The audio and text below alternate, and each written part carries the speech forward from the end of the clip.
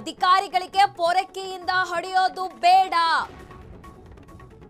ನನಗ್ ಬೇಕಾಗಿದ್ರೆ ತಾಯಿಂದರು ಪೊರಕೆಯಿಂದ ಹೊಡಿಲಿ ಅಂತ ಹೇಳಿದ್ದಾರೆ. ನಾನೇನಾದ್ರೂ ತಪ್ಪು ಮಾಡಿದ್ರೆ ಹೊಡೆಸಿಕೊಳ್ಳಲು ಸಿದ್ಧ ಅಂತ ಹೇಳಿದ್ದಾರೆ ಸಿಎಂ.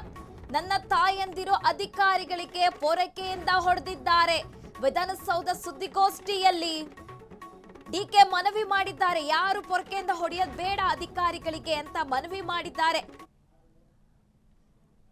ನನಗ್ ಬೇಕಾದ್ರೆ ಹೊಡಿಬಹುದು, ನಾನು ತಪ್ಪೇನಾದ್ರೂ ಮಾಡಿದ್ರೆ ಹೊಡೆಸಿಕೊಳ್ಳಲು ಸಿದ್ಧ ಅಂತ ವಿಧಾನಸೌಧದಲ್ಲಿ ಸಿಎಂ ಡಿಕೆ ಶಿವಕುಮಾರ್ ಮನವಿ ಮಾಡಿದ್ದಾರೆ. ನಾನು ಮಾಡದ್ನ ಈ ರಿಯಲ್ ಎಸ್ಟೇಟ್ ದಂಧೆ ಅಣ್ಣ ಅಪ್ಪಾಜಿ ಯಾರು ಇದನ್ನ ಮಾಡಿದ್ದು? ಯಾರಿಗೆ ಇದನ್ನ ಹೇಳ್ತಾ ಇದ್ದೀರಿ ನೀವು? ಯಾವ ಹೋರಾಟ? ಎಲ್ಲಿ ರೈತರು? ಯಾವ ರೈತರು? ಯಾರು ನಿಮ್ಮ ಬದುಕಿಗೆ, ರಾಜಕಾರಣ ಬದುಕಿಗೆ ಯಾರು ನಿಮಗೆ ಶಕ್ತಿಯನ್ನು ಕೊಟ್ಟರು? ಈ ದೇಶವನ್ನ ಗೌರವದಿಂದ ನಿಮ್ಮನ್ನ ಆ ಸ್ಥಾನದಲ್ಲಿ ಕುಣಿಸಿದ್ರು, ಅವರ ಮನೆಗಳನ್ನ, ಅವರ ಬದುಕನ್ನ, ಅವರ ಆಸ್ತಿಗಳನ್ನ ಕಿತ್ಕೊಳ್ಳಿಕ್ಕೆ ನೀವು ಮಾಡಿದಂತ ಸಂಚು ರೂಪ ಎಷ್ಟು ದಿನ ನೀವು ಮುಚ್ಚಿಡಕ್ಕಾಗ್ತದೆ? ಎಷ್ಟು ಸುಳ್ಳು ಹೇಳಲಿಕ್ಕಾಗ್ತದೆ?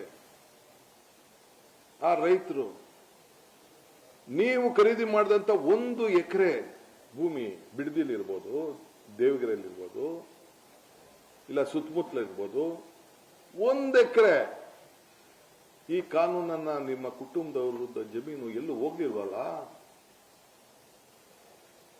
ಈ ಭೂಮಿಯ ಮಕ್ಕಳು ರೈತರ ಮಕ್ಕಳದಲ್ವೇ? ನೀವು ರೈತರಲ್ವೇ?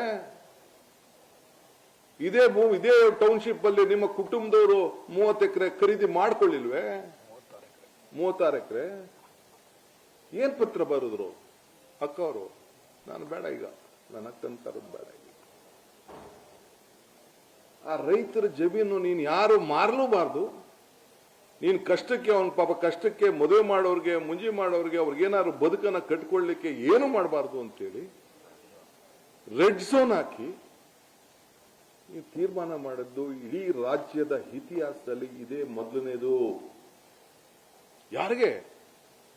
ಯಾರನ್ನ ಮುಖ್ಯಮಂತ್ರಿ ಮಾಡಿದ್ರು, ಯಾರನ್ನ ಪ್ರಧಾನಮಂತ್ರಿ ಮಾಡಿದ್ರು, ಯಾರನ್ನ ಸಂಸತ್ ಮಾಡಿದ್ರು, ಅವರ ಭೂಮಿಗೆ ನೀವು ಮಾಡಿದಂತ ಮುನ್ನುಡಿನ ನಾನು ನಿಮ್ಮ ಮಾರ್ಗದರ್ಶನದಲ್ಲಿ ನಾನು ಕೆಲಸ ಮಾಡ್ತಾ ಇದ್ದೀನಿ. I am your successor, not A political successor. Constitution